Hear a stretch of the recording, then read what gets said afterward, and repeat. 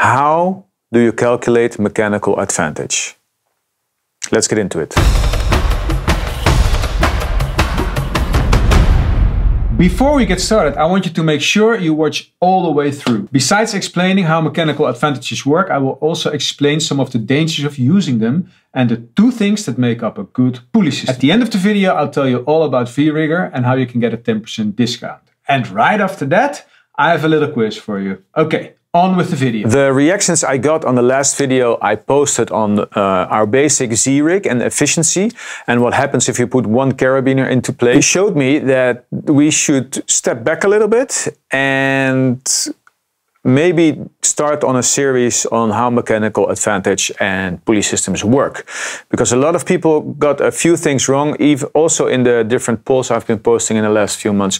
So let's start at the basics in this video, where I'm going to explain how we build up a pulley system and how to calculate a mechanical advantage. So this video will deal with the simple pulley systems. And a simple pulley system is where the load and all the pulleys in the system travel at the same speed towards the anchor point. Later on, I will be expanding on all kinds of compounding systems and complex pulley systems.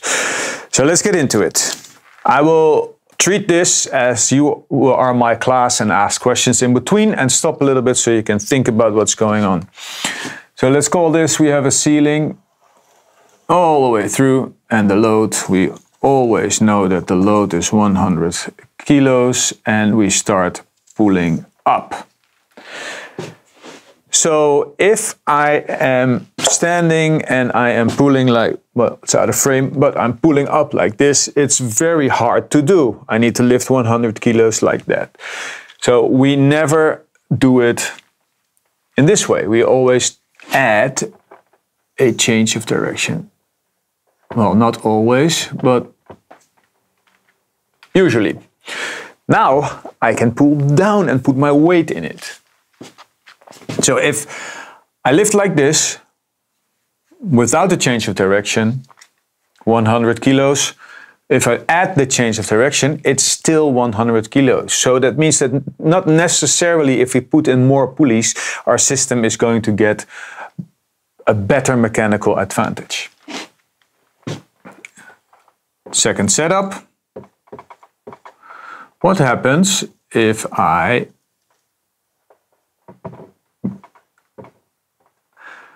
attach the rope to my anchors and the first pulley to the load? What happens if I pull up like this now? How hard do I have to pull? I know 3 ways how to calculate the mechanical advantage. You can go by collapse rate, you can use the T method, or you can use this method. If it's a simple pulley system, you just put a line above the point in the system where we pull on the load, which would be there. Right now I'm crossing 2 spots. That means that this mechanical advantage is a 2-to-1. And this is a 1-to-1 with a change of direction right now. But we learned here that pulling up is hard, so we add another pulley. And we go like this. We pull down again. We add a pulley, but does this do anything for the mechanical advantage of our pulley system? No, it does not. It's still 2 ropes pulling on the load. So it's a 2-to-1. That means if there's 2 ropes pulling on the load, it's very simple. If I have 2 ropes holding something, the weight is divided equally. So this one sees 50 and this one sees 50. Next step.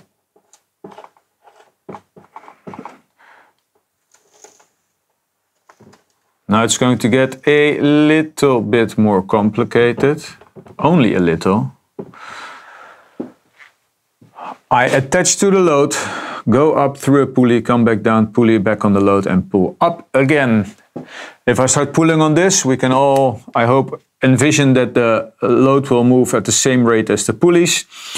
So that means it's a simple pulley system. If I want to know the mechanical advantage of a simple pulley system, I draw a line right above where all the ropes are pulling on the load. and I encounter 1, 2, 3 points, so we can call this a 3-to-1, and this one has changed into a 2-to-1 with a change of direction. That means that each rope sees 33.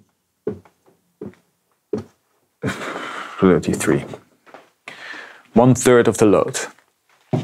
Pulling up is hard, so we don't do that. We pull down, we add a change of direction. Nothing changes over here. So it's still a 3-to-1 with a change of direction. We do one more. 100. Start at the ceiling, come back down, put another pulley in. Put another pulley in, and we go like this. Pulley, pulley, pulley, pulley. What is the mechanical advantage of this system? Well, very easy again. I go like this, I encounter 1, 2, 3, 4 ropes, so this is a 4-to-1. What's this? A change of direction. Beautiful systems, works really good in theory. In practice, if I would use this and I need to lift somebody out of a 20-meter deep well or silo or something, a confined space, that means that I need 40 meters of rope, at least 40 meters of rope in play to be able to perform the lift, because I'm lifting in a 4-to-1. So for every meter that I lift, I also pull in 4 times the amount of rope. That means if I'm lowering somebody into a system or into a well or a silo or a confined space, that my rope will travel at 4 times the speed of that he is going down, or she. So these are all considerations to take into account when preparing for jobs like this.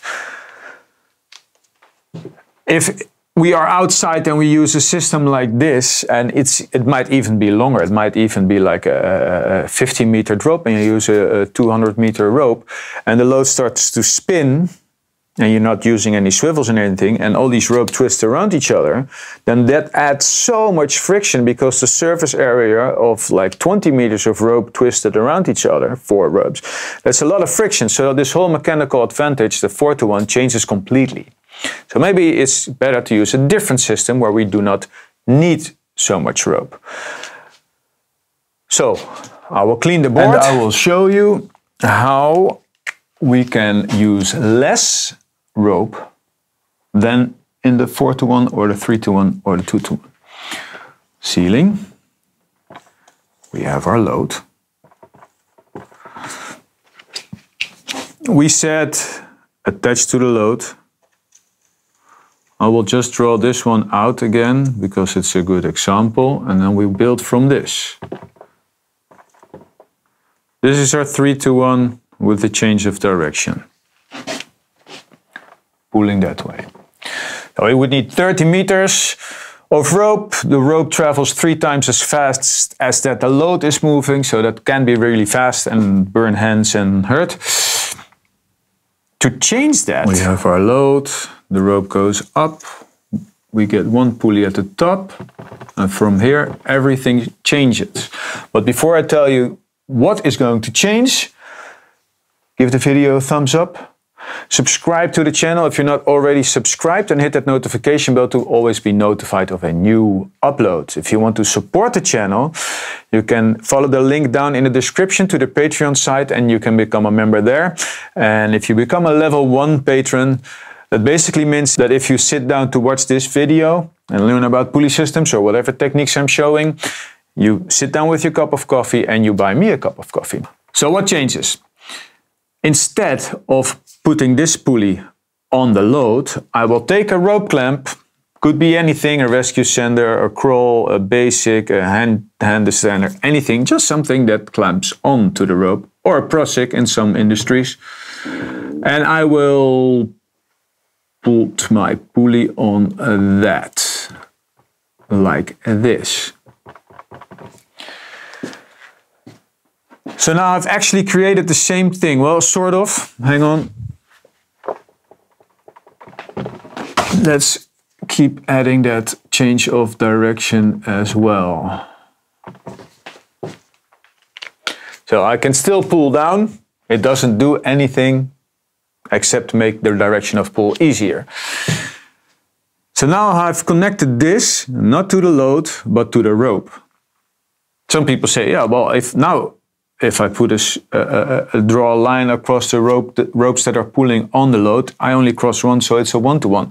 Well, it's not actually a one-to-one, and that things like team methods and collapse rate will make that a lot easier to understand, but I think this is a very basic method of doing it. I'm pulling on this rope. I'm pulling on this rope here as well. So like I said in the beginning, we put the line on where the ropes are pulling on the load. So actually the ropes are pulling on the load here. And I cross 1, 2, 3. So it's still a 3 to 1 change of direction is there.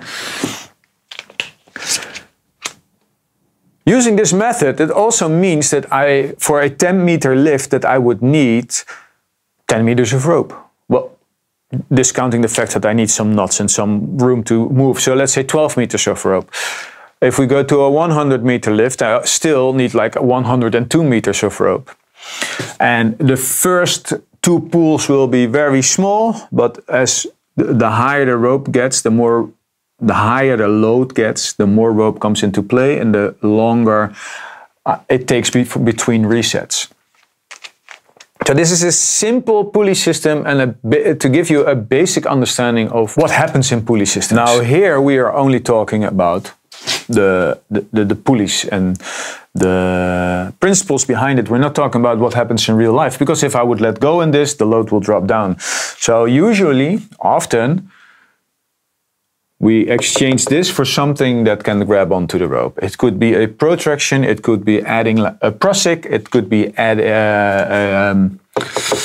using a clutch or a maestro or an ID, all these devices. There are certain advantages to certain devices. If I know I need to lift for 10 meters and go over railing and go down for 1 meter, I can use a rope clamp with the teeth, because that adds very little friction, only the lowering is harder. Or if I know that I need to lift for 1 meter but lower very far, I can do the basic Z-rig with a descender that we all learn in the rope access courses, like an ID or a rig.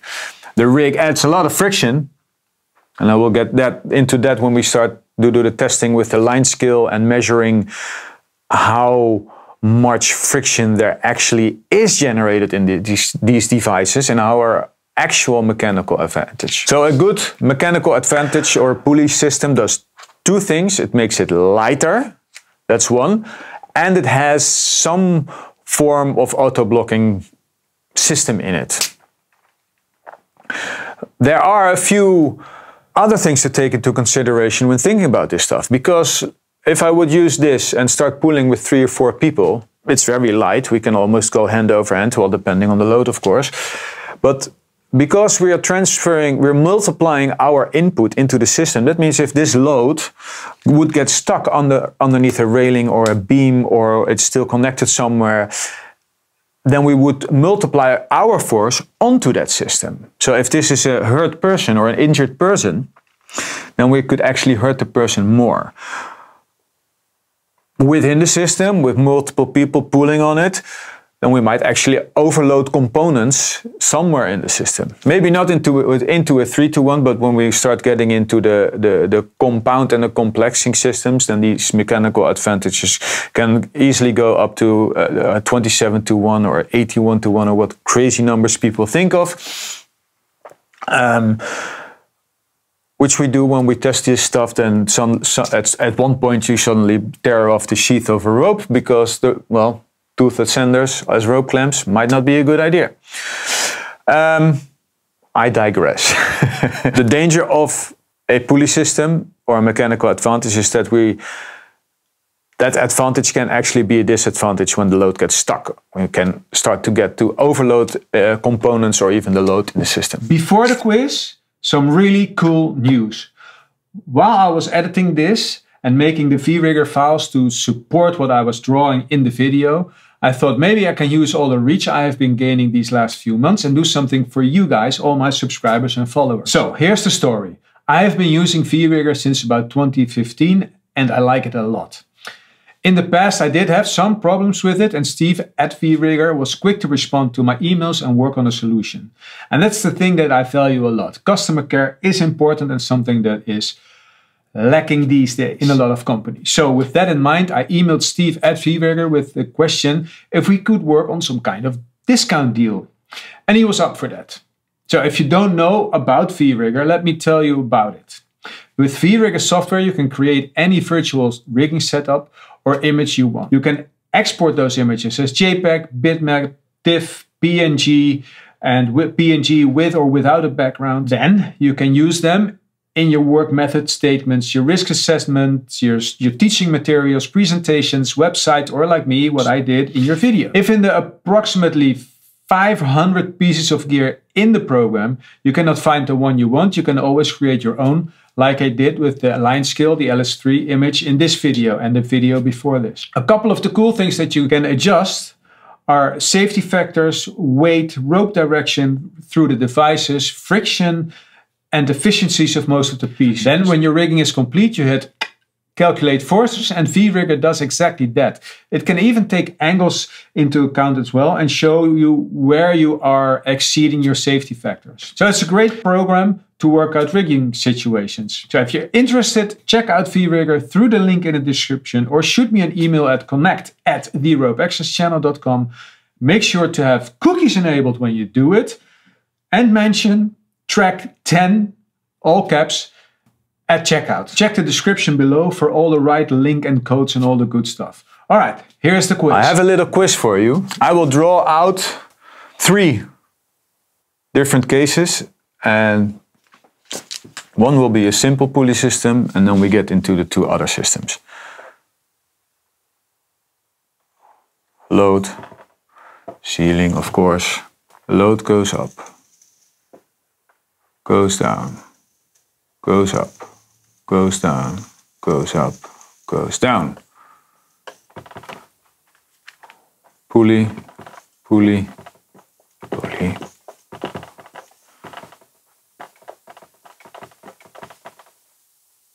Big rope clamp, and these are connected there. So these could be double pulleys or single pulleys, but like these could be doubled and these could be doubled. But for the ease when drawing, I will put it like this. So 100. The question is, what is the mechanical advantage? Next one.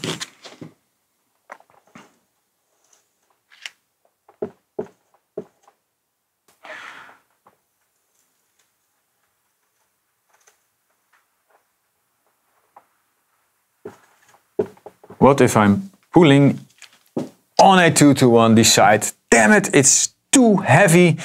I will change it because I have enough gear and a great idea. I will go like this.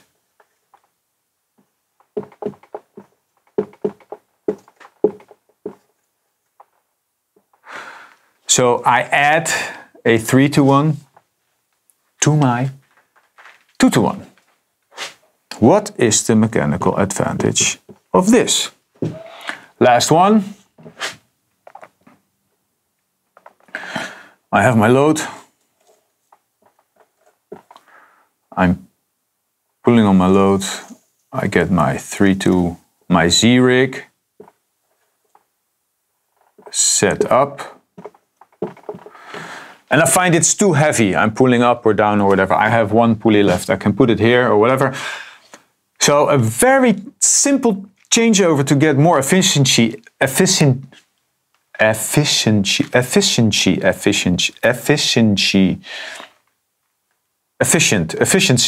Thank you.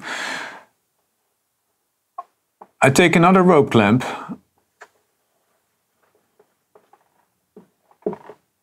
So I could take my change of direction from here to here and I start pulling down.